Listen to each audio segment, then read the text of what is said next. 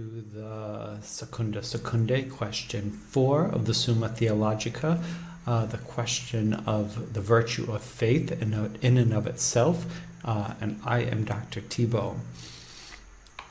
So this does not answer all of the questions of faith in the Summa, as you might already know. There are 16 questions when dealing with the topic of faith. We're just dealing with the virtue of faith in and of itself here, which has 8 parts, 8 articles. So if you say, well, you didn't talk about such and such, you might want to look at the other topics St. Thomas talked about regarding faith and click on that video, which has already been filmed or will be filmed in the near future.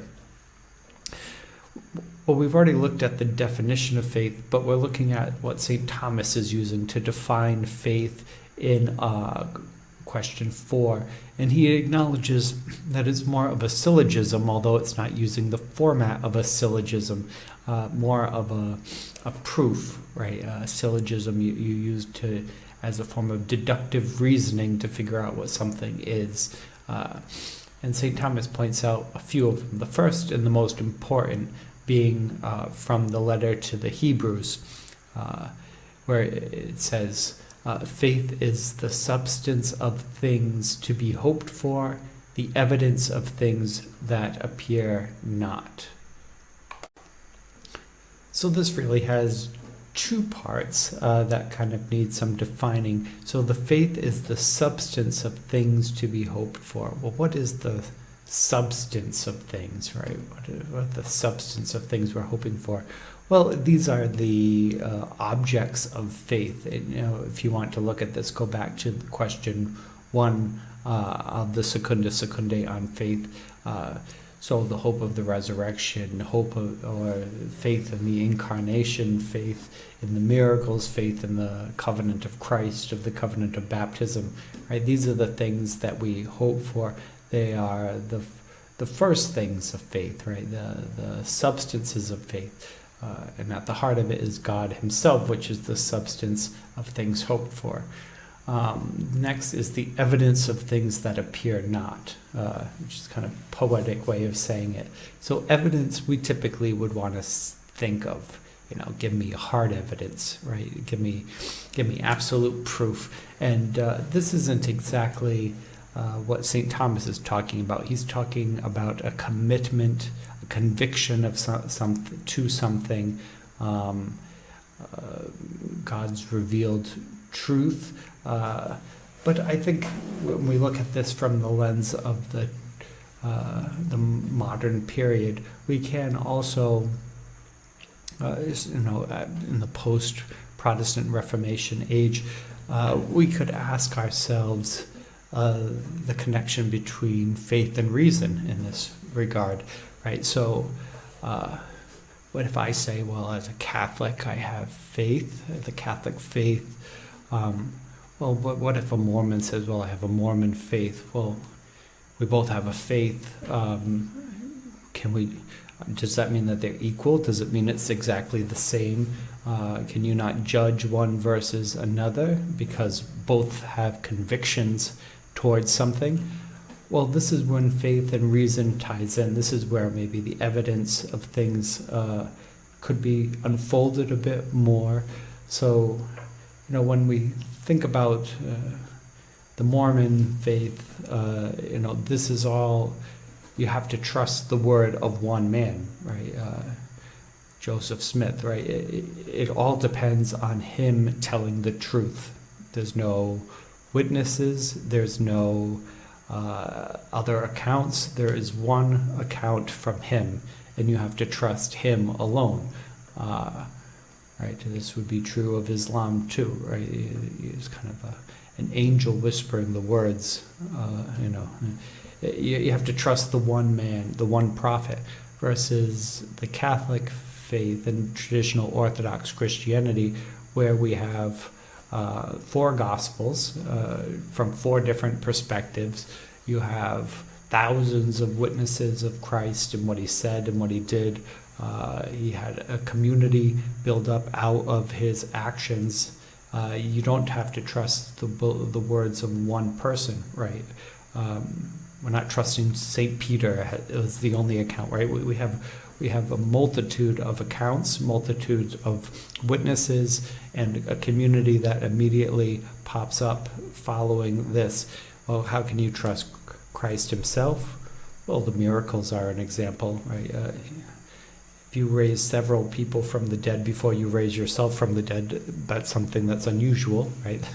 That's something that's not common. The other miracles of healing the deaf and the leprous people and those who are paraplegic, right? The healing of people, the casting out of demons, right? These types of things would be signs that, well, we're not just taking your word for it. There is manifestations of what you're saying to be true, right? That there's some physical evidence, and there's a community, a large group of people who are witnessing it and immediately reacting to it, and we have written accounts of it. So this isn't just saying, well, you just trust the word of one man. No, I trust quite a bit of other things. And since then we've had miracles over the ages, Eucharistic miracles, and the saints and people having witnesses and encounters with Mary and Christ and the angels and the saints, and a constant reaffirmation of the truth that we believe, right? So there's evidence, right? Not to say that it's any one piece is absolutely bulletproof certain, but the culmination of all of the evidence certainly points to something. So what is faith? Well, faith isn't just belief in one person, but it's things hoped for in God and the truths of God, and it's evidence that are not apparent, right, through science or logic. But there's definitely an interplay within this of faith and reason, right? Kind of a balancing of the two. St. Augustine says faith is a virtue whereby we believe what we do not see, right? That's a good definition, especially in his time. But now, if you were to say that, then become a Muslim, or become a Mormon, or become if a new religion pops up tomorrow, join that, because it's belief in things not seen, right? So I think it needs to be unfolded a bit more than that, where it might have been okay at the time of Augustine, but now maybe we need a bit more. I think Pseudo-Dionysius gives a much better definition. Faith is the solid foundation of believers, establishing him in the truth and showing forth the truth in him.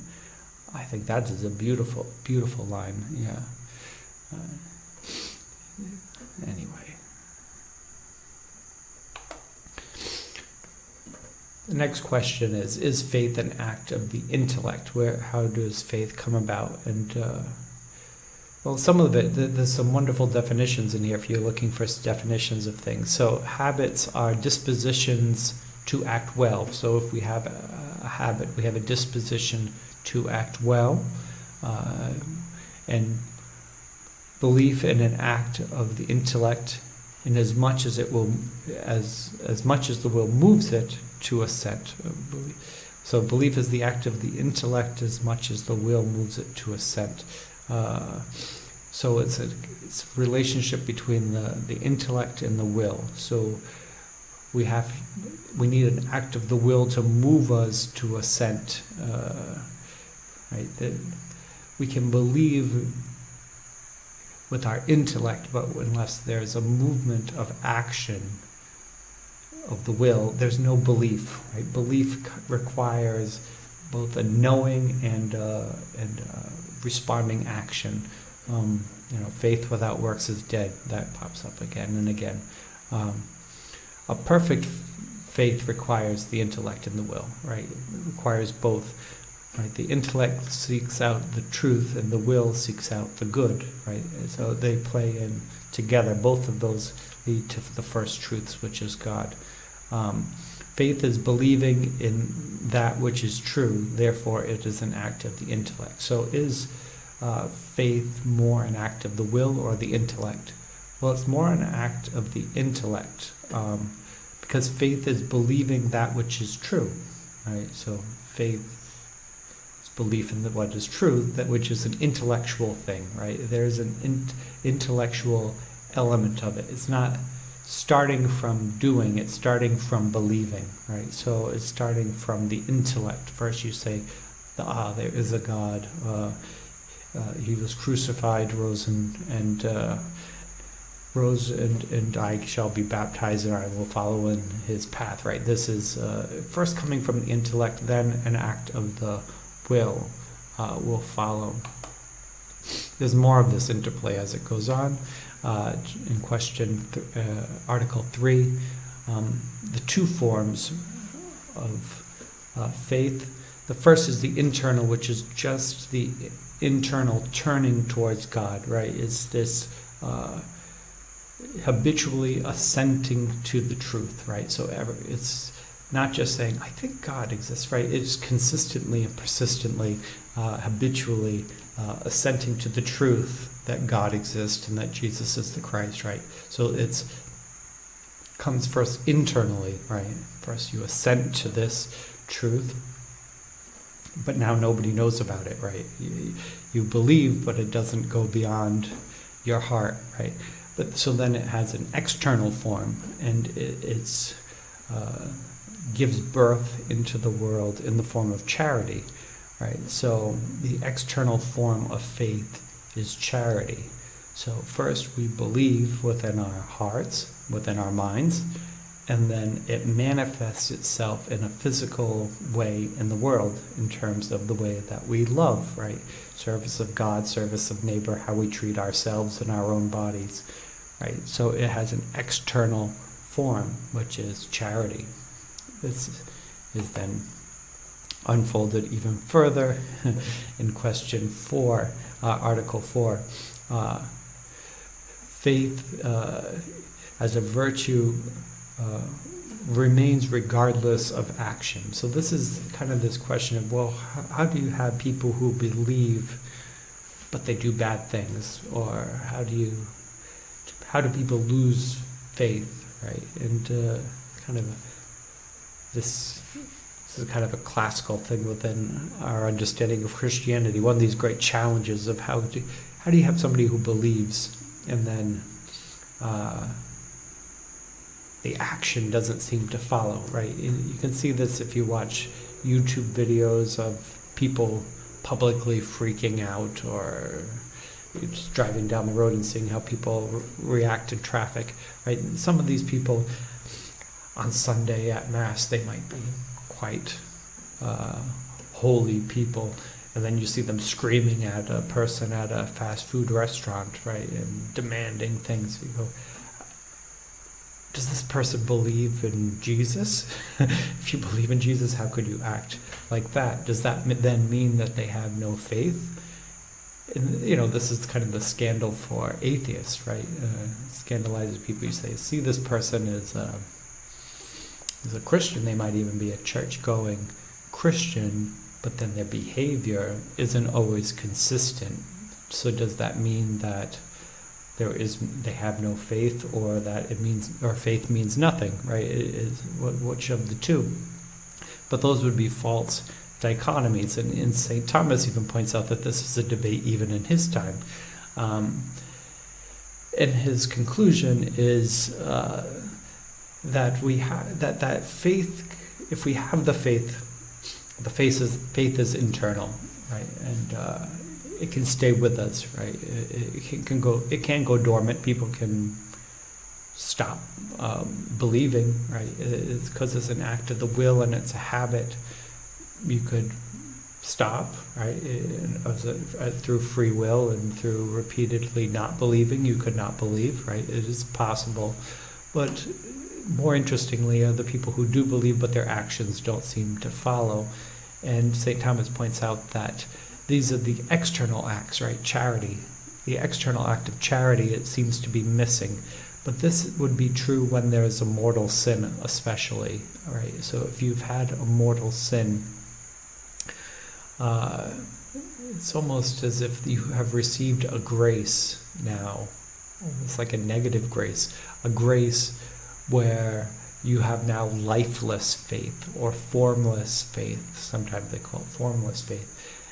You have lifeless faith. It bears no fruit, right?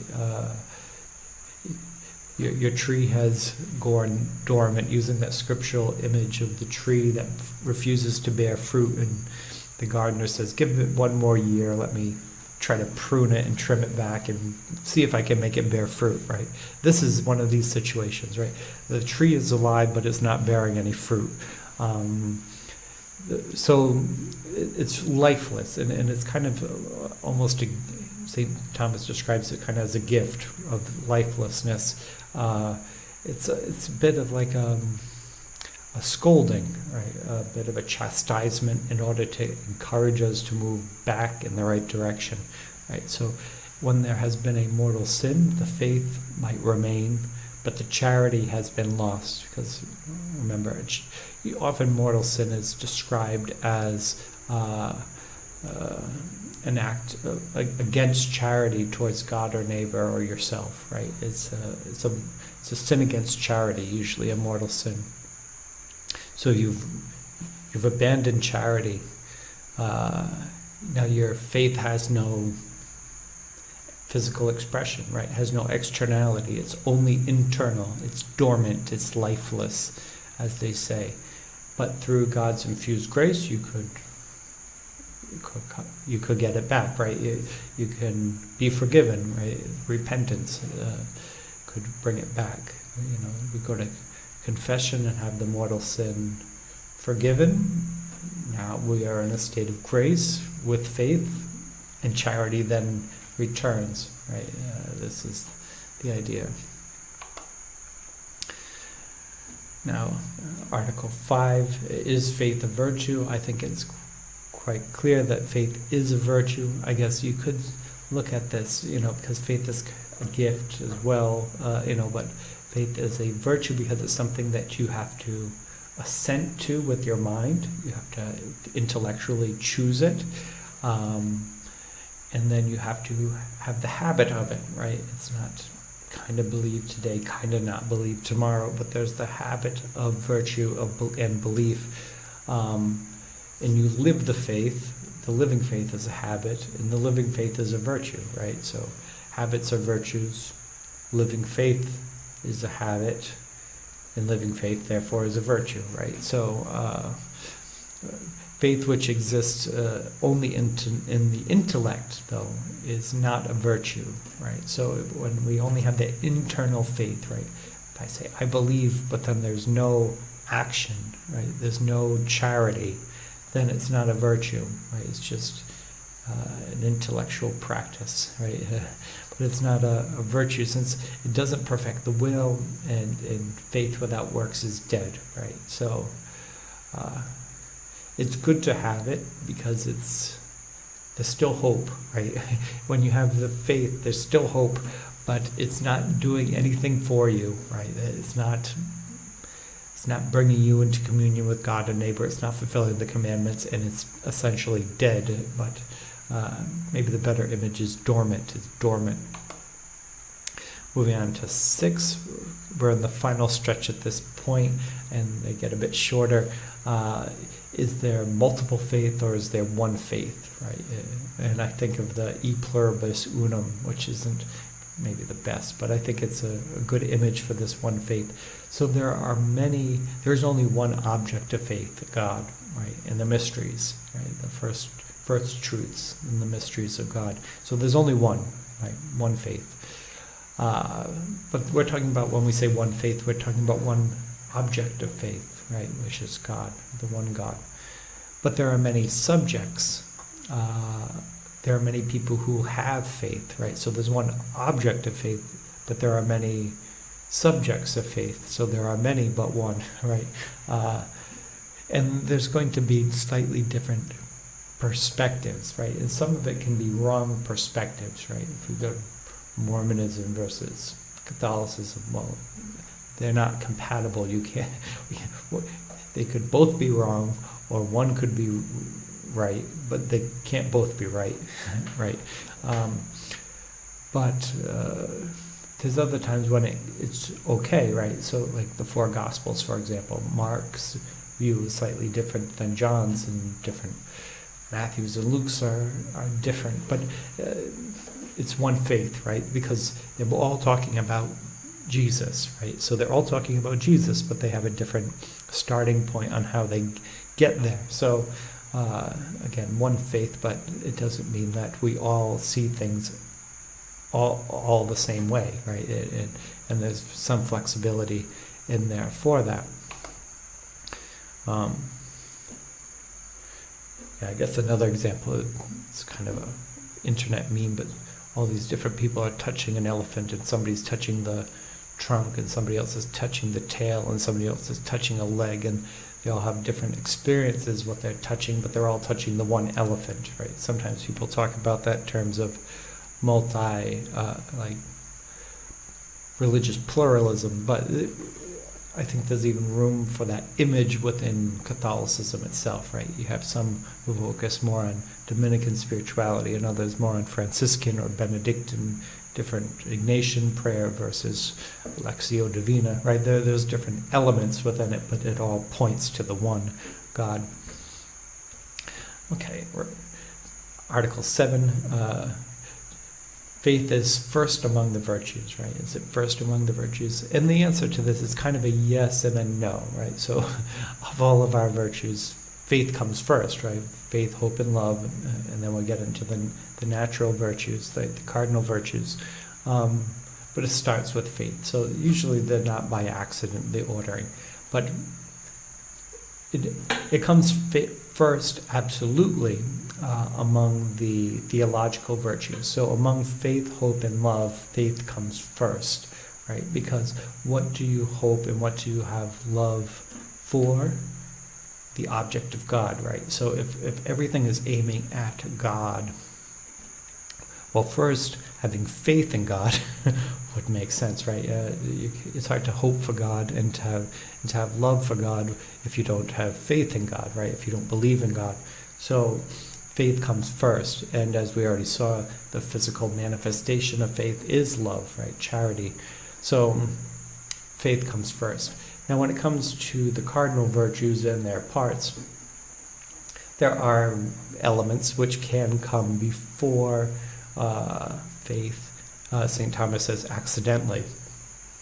So, for example, before you might be able to have fully assent to faith, you might need to overcome your pride. Well, how do you overcome your pride? With humility. Well, humility is a virtue, right? So humility came before the virtue of faith, right, in that way. Or maybe you were afraid to believe, right? Joseph of Arimathea, for fear of the Jews, hides and gives Jesus a grave after he dies, but he does it quietly for fear of the Jews, right? So the fear can get in the way of belief. So if you have fortitude, strength, right? So you have the virtue of fortitude, you might be able to believe more, right, and act more. So in some ways, accidentally, some of the other virtues come first, but ultimately they all come back under faith.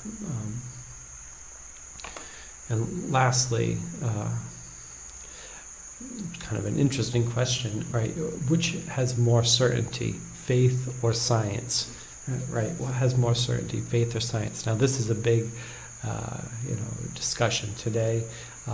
We would typically, especially from the new atheist movement, say, well, science is certain, faith is emotions or feeling or subjective or personal, something like that. But clearly you would think St. Thomas would not believe that, which is true. So St. Thomas points out a line from St. Paul's letter to the Thessalonians, when you had received us the word of hearing by faith, you received it not as a word of men, but as indeed the word of God. So what we believe comes not from men, but from God himself, right? Where does faith come from? Well, not from Peter, not from Paul, from God, right? They can point to God, right? The Pope can point to God, but it's still God, right? sometimes we say this when people are ministers, how many people have you saved, right? As a priest, you would say none, right?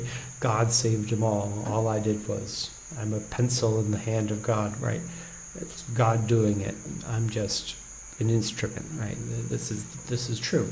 So, and nothing is more certain than God, right? And he says it's an infused virtue, faith, right? So you receive faith as an infused virtue. So you believe, which just comes to you from God through the Holy Spirit, infused with grace. This is certain.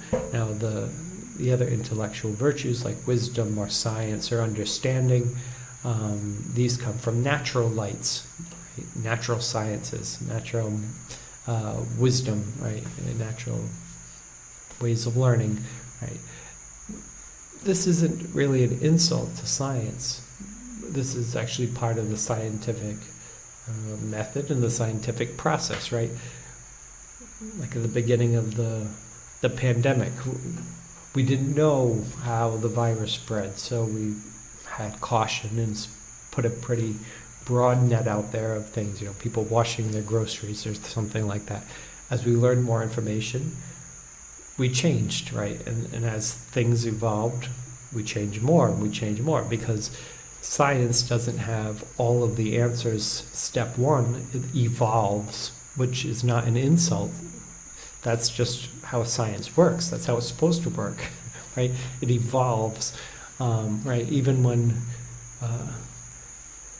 Copernicus and Galileo and talking about the heliocentric universe, and the roundness of the Earth, right? They thought that the planets went around the sun in circles. Well, turns out now we know that it's more like ellipses, not circles, right? Well, they were in the right direction. They just didn't have it perfectly right, and as we learn it, it evolves, right? This is fine, right? Same thing with wisdom. How do we get wise? Well, we make mistakes and we learn from them, right? So we make mistakes, we learn from them. We make more mistakes, hopefully different ones. We learn from it, right? The intellectual virtues are a process, typically. But faith is not a process in this regard, in terms of true faith. Now this, maybe if you didn't catch your earlier videos, but anything that was incorrect, St. Thomas would say, is not faith, right? It's a misunderstanding. Faith is only what's true, right? So, personally, I probably believe things that aren't true, right? Because I wish I knew them all perfectly. But we probably, even all people of believers, we probably still believe some things that aren't true just because of ignorance or sin, right? But true faith is only of things that are absolutely true and from God, right? So those things are perfect, right? Some of the man-made stuff, the human reasoning, it evolves and it changes, right? So it's less certain than true faith, which is certain. So in conclusion, faith is the substance of things to be hoped for and the evidence of things that appear not. Faith is in the intellect, right, and it's brought about through the will. The external for faith is charity, right? The external form of faith is charity. Living and dead faith are both faith, but truly we want living faith, right, which would take the form of charity. Faith is a virtue, right? Something that has to be practiced. It's a habit. Faith is one virtue, right, because the object of faith is God. So since there's only one God, right, then only one truth, therefore the object of faith is one. Faith is one. Faith is the first virtue, especially among the theological virtues, and faith is more certain than science, because science evolves and changes, and the faith that's handed down from God is unchanging. Okay, so next we will get into, in question 5, we'll get into people with faith, right? Which should be shorter and more interesting, perhaps. So have a great week.